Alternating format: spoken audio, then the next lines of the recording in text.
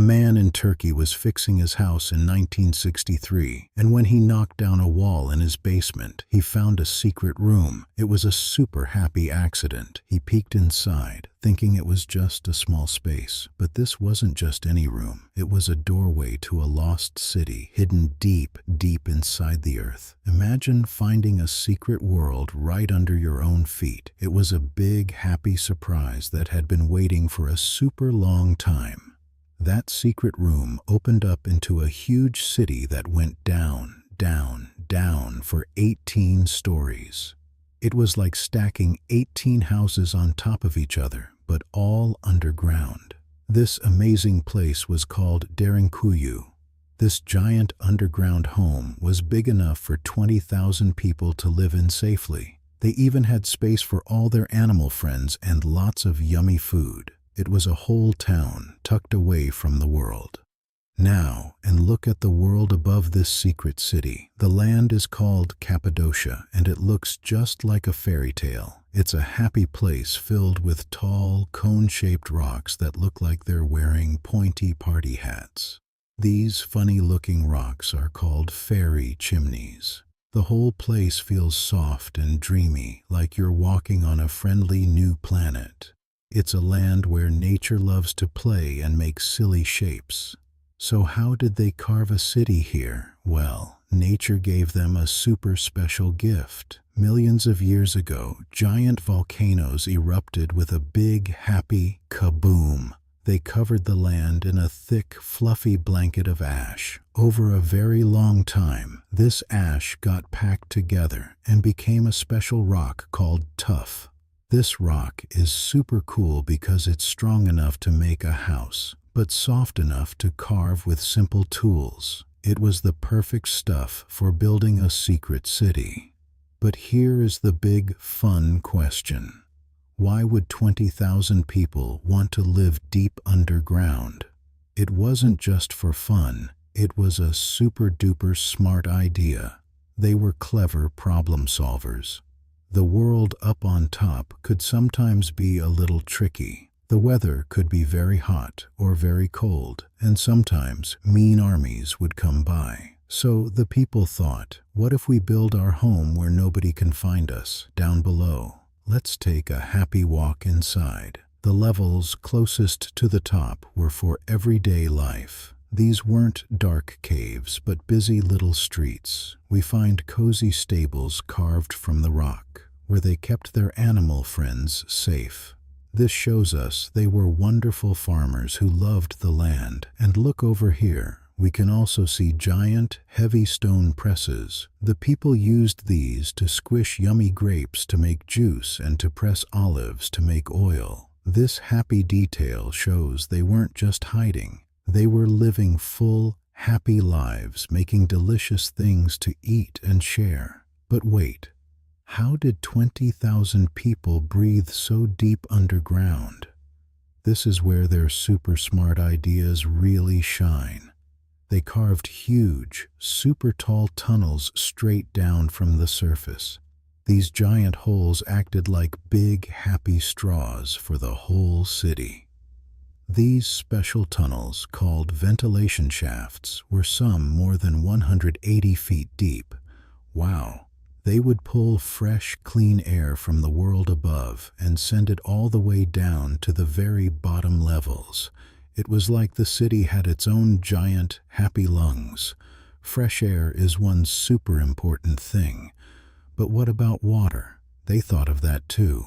The clever builders didn't carry heavy buckets of water down all those stairs.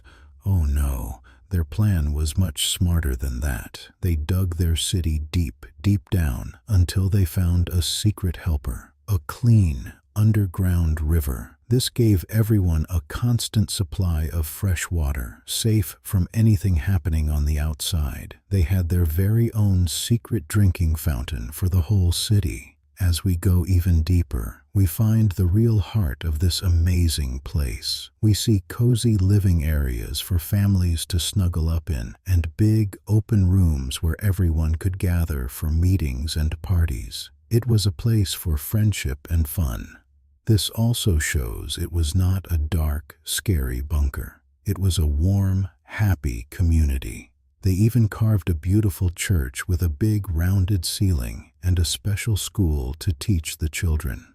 It was a real town, full of love and learning. Now, for a super exciting, movie-like secret. How did they keep everyone safe from danger? They created huge, round stone doors that weighed up to 1,000 pounds each. That's heavier than a big grizzly bear. These doors fit perfectly in the tunnels. And here is the super clever trick. The big, heavy doors could only be rolled shut from the inside. Once closed, no one from the outside could push them open. It was the perfect secret lock to keep the whole city safe and sound. What a super smart idea. The story got even more fun. Grown-ups studying the city of Derinkuyu found something amazing. They thought it was just one big city, but it wasn't. They found secret tunnels, super long hallways that went on for miles and miles deep in the earth. And these tunnels didn't just stop. They connected Derinkuyu to other secret underground cities. It was a huge, hidden neighborhood under the ground. Imagine finding a secret door in your room that leads to your friend's house and their house and another friend's house. It was a whole secret world. Think about the people who built this. This wasn't made by a king telling everyone what to do. It was made by a whole town of friends and families working together. They all shared a happy dream of making a safe, cozy home hidden from the world above. Everyone had a special job. Some were amazing diggers, carving out the soft rock. Others were strong carriers, moving the pieces of rock out of the way. This huge city is a happy picture of teamwork. It shows what amazing things people can do when they help each other. The city's story didn't stop with the first builders. For thousands of years, it was a special safe place. When people felt scared up on the ground, they could come down here to be safe. It was a secret harbor that kept them cozy through time.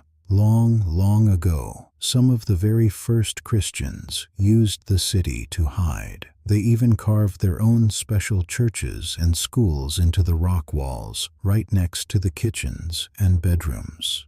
It was a complete town, full of hope, hidden from the world.